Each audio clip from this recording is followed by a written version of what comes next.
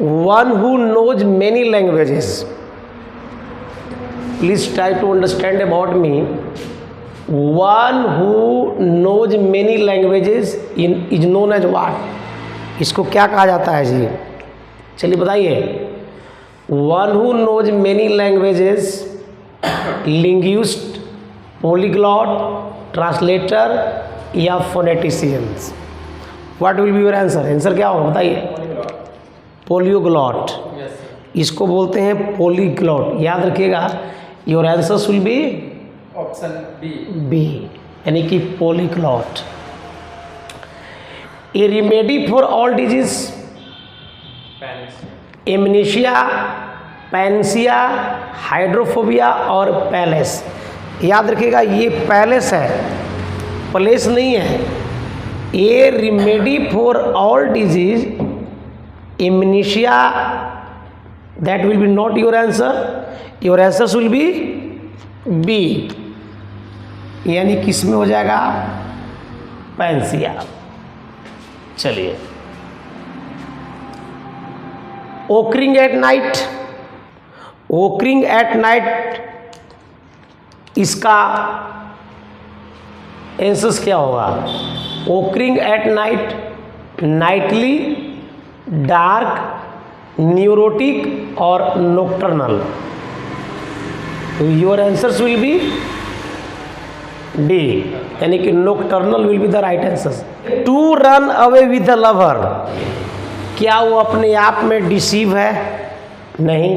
Cheat का मतलब भी होता है धोखा देना, डिसीव का मतलब भी होता है धोखा देना, एस्केप का मतलब होता है बच निकलना, और इलोप का मतलब भी होता है भाग जाना। तो to run away with a lover, इसका आंसर जो होगा वो आपका डी होगा, यानी elope will be the right answer. To secretly store more than what is allowed, hold, store, hide और avoid. Your answers will be hold, that will be the right answer. याद रहे, remember, ये आपका जो 3 questions है ये depend कर रहा है सर आपका PQRS पर, आई मीन पारा जंबल पर। ध्यान सुनिएगा, याद रखिएगा 1 और 6 जो होता है वो फिक्स होता है, और यदि सर PQRS देख रहे हो तो इसी में आपको सुधारना है, इसको आपको अरेंज करना है, और अरेंज करने के बाद आपको आंसर्स यहाँ पर देखना है कि कौन सा RSQP है, RPQS है, SRQP है और RSPQ है, कौन सा आंसर होगा।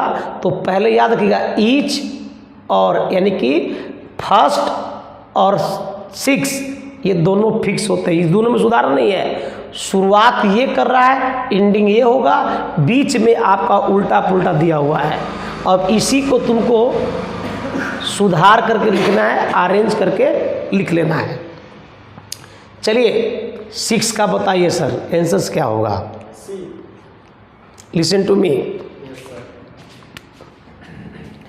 देखो अब ईच, ध्यान सुनिएगा, ईच पहले सर एक डिटरमिनर है, याद रखिएगा, और डिटरमिनर के बाद आने वाला वर्ड हमारा क्या होता है? नाउन होता है।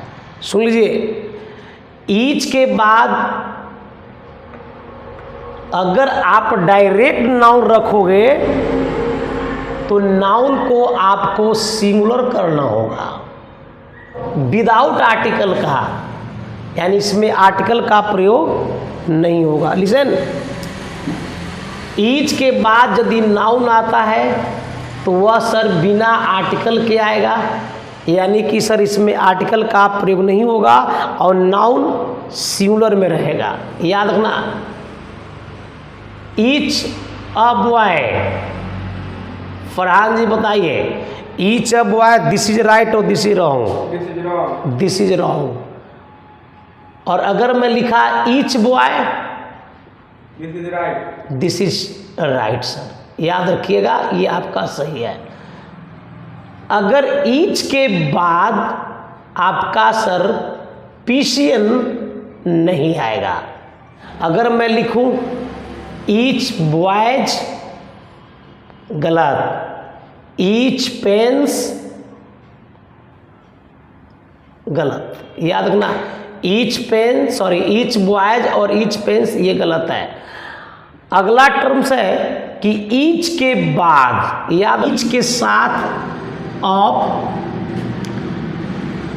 Plus the plus noun position, ये आपका करेक्ट होता है सब। Each of the boys, this is right और this is wrong? This is right. अगर मैं लिखूं ईच ऑफ द बॉय, ये गलत है। ईच के बाद याद रखिएगा, अगर डायरेक्ट मैं ईट का इस्तेमाल नहीं कर सकते हैं, ईच ईट नहीं होगा। और ईच के बाद तुम, चूंकि ये डिटरमिनर अगर है, अगर तुम उसको डिटरमिनर में रखोगे तो सब्जेक्ट बनबे नहीं करेगा, और यदि सब्जेक्ट नहीं बनेगा तो फिर हेड कैसे आएगा ये? इसलिए क्यू मेरा आउट हुआ। तो ईच ऑफ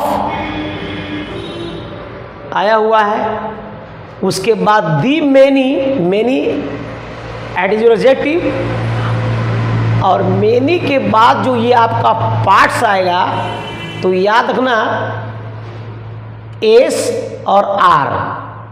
अब एस और आर से आपका सेंटेंस एस से शुरू होगा और एस के बाद सर आर आएगा। तो अब बताइए एस आर कहाँ है? सी। ओनली फॉर एक ही सर आपका ऑप्शन है, तो your answer will be C. C will be the right answer. 1 और 6 is fixed. Yes, sir. I just told you many times. So after the Chipko movement, listen, after the Chipko movement, अब इसके बाद P आएगा, Q आएगा, R आएगा या S आएगा? Please tell me. Okay, I just tell you. After the Chipko movement, this is your word या this is your sentence? That is your word. Word को दैट जोड़ सकता है या नहीं? नहीं। चलिए, आफ्टर द चिपको मोमेंट, याद रखिएगा इसके बाद सर आपको आएगा एक सेंटेंस, इट वाज डेमोस्ट्रेटेड। अब याद रखिएगा एक सेंटेंस ये है, तो इस सेंटेंस को जोड़ने के लिए क्या चाहिए? कंजंक्शन। तो कंजंक्शंस आपका क्या है सर? दैट। अब दैट के बाद भी तो आपका एक सेंटेंस चाहिए ना। तो एक बात बताइएगा कि आफ्टर द चिपको मोमेंट, अगर मैं इसको लेता हूं कि it was demonstrated that pheasant and tribals, तो इसका भी एक सेंटेंस आएगा ना। तो हैड ए ग्रेटर अस्टेक। अब उसके बाद in the responsible management of nature than did supposedly sophisticated city developers, यानी कि सर आर से आपका सेंटेंस शुरू होगा। एक्सक्यूज मी, अगर आर से शुरू होगा तो हमारा डी और ए आउट हुआ। आर के बाद पी आएगा, कंफर्म हो जाइए। और अगर आप ऑप्शंस को मैच करते हो तो आरपी और आरपी यहां पर भी है। अब पहले एस आएगा कि पहले क्यू आएगा? Just think and tell me. याद रखना। अब इसको तो एक सेंटेंस बनना है आपको। अब सेंटेंस देखो, दैट के बाद तो ये दोनों क्या है? कंजंक्शंस के बाद ये दोनों तो सब्जेक्ट है, और सब्जेक्ट के बाद तुमको वर्ब चाहिए ना। तो यहाँ पर एस है, और अगर एस की अगर हम बात करें तो एस या है। So your options will be B. That's the right answer. One day Bassanio came to Antonio. अब एक बात बताइए सर, अगर आपको सब्जेक्ट है, अगर ये सब्जेक्ट है तो वह आया and told him that, yes sir, इसका मतलब है कि आर से सेंटेंस मेरा शुरू होगा, और अगर सेंटेंस मेरा आर से शुरू होगा तो सर हमारा बी और डी आउट हो गया। अब याद रखना, आर के बाद पी तो कंफर्म है, तो आर के बाद पी यहां पर भी है और पी यहां पर भी है। फिर वही लफड़ा लगा हुआ है कि पहले एस आएगा कि पहले क्यू आएगा। Just think about this and tell me. चलिए जरा ध्यान दीजिएगा। तो ये जो सब्जेक्ट है कि कहता है कि and told him that he wish to repair his fortunes by a wealthy marriage with a lady whom he dearly loved. I means your answers will be A. A will be the right answers.